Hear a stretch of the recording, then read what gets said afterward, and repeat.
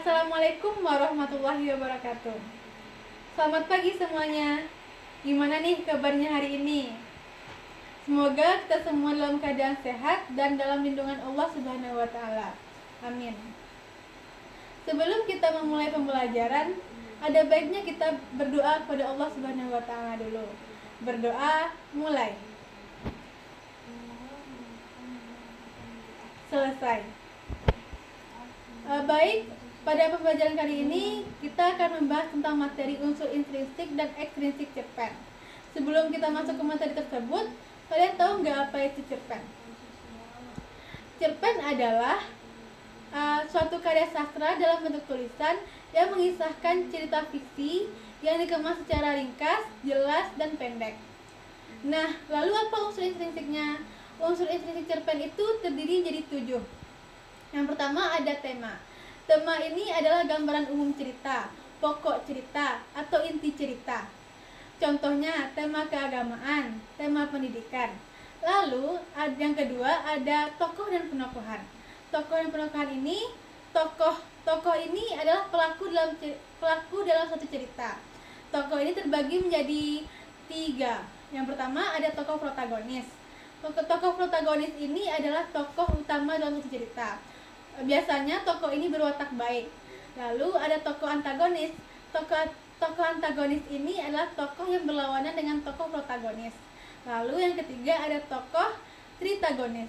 Tokoh tritagonis ini merupakan tokoh tambahan atau peran pembantu dalam suatu cerita. Lalu yang ketiga ada alur. Alur ini adalah rangkaian peristiwa dalam satu cerita. Alur ini terdiri dari alur maju, alur mundur, dan alur campuran. Lalu yang keempat ada latar. Latar ini adalah penggambaran suasana, waktu, dan tempat dalam satu cerita. Latar waktu adalah latar yang menjelaskan kapan peristiwa itu terjadi dalam satu cerita. Latar tempat adalah latar yang menjelaskan gimana peristiwa itu terjadi dalam satu cerita. Nah, lalu latar suasana adalah gambaran suasana yang terjadi dalam satu cerita. Yang kelima ada sudut pandang. Sudut pandang ini adalah posisi atau pandangan pengarang atau penulis dalam satu cerita. Jika pengarang atau penulis memposisikan dirinya sebagai orang pertama, maka tokoh yang dominan muncul merupakan aku atau saya. Dan jika pengarang memposisikan dirinya sebagai orang kedua, maka tokoh yang dominan muncul adalah Anda atau kamu. Lalu yang ketiga, jika pengarang memposisikan dirinya sebagai orang ketiga, maka tokoh yang dominan muncul adalah di nama tokoh atau dia. Lalu ada gaya bahasa. Gaya bahasa ini adalah cara pengarang atau penulis dalam mengungkapkan pikiran dan perasaan dalam satu cerita. Gaya bahasa ini terdiri dari pilihan kata, struktur kalimat, dan penggunaan majas, dan lain-lain. Lalu yang terakhir ada amanat. Amanat ini adalah pesan yang disampaikan pengarang dalam suatu cerita.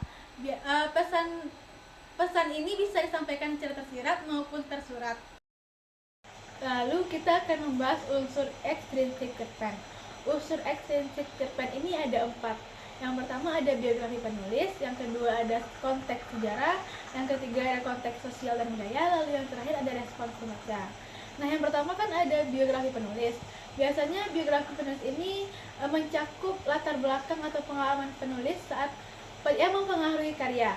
Lalu yang kedua ada konteks sejarah. Konteks sejarah ini mencakup keadaan sosial, budaya, dan politik saat karya sedang dibuat. Lalu yang ketiga ada konteks sosial dan budaya. Biasanya ini mencakup nilai-nilai dan norma-norma masyarakat yang berpengaruh. Dan yang terakhir ada respons pembaca. Respons pembaca ini merupakan interpretasi atau pandangan pembaca dalam suatu karya. Nah, jadi kesimpulannya, unsur intrinsik dan ekstrinsik ini merupakan unsur pembangun dalam suatu cerita, di mana unsur intrinsik ini terdiri dari tema, tokoh atau penokohan, alur, latar, sudut pandang, gaya bahasa, dan amanat. Sedangkan unsur eksistensi ini terdiri dari biografi penulis, konteks sejarah, konteks sosial dan budaya, dan respons pembaca. Kedua unsur tersebut saling berkaitan dan berinteraksi, yang bertujuan untuk memperdalam makna suatu karya. Sekian pembelajaran kita hari ini. Semoga yang saya sampaikan ini bermanfaat. Saya tutup dengan Assalamualaikum warahmatullahi wabarakatuh.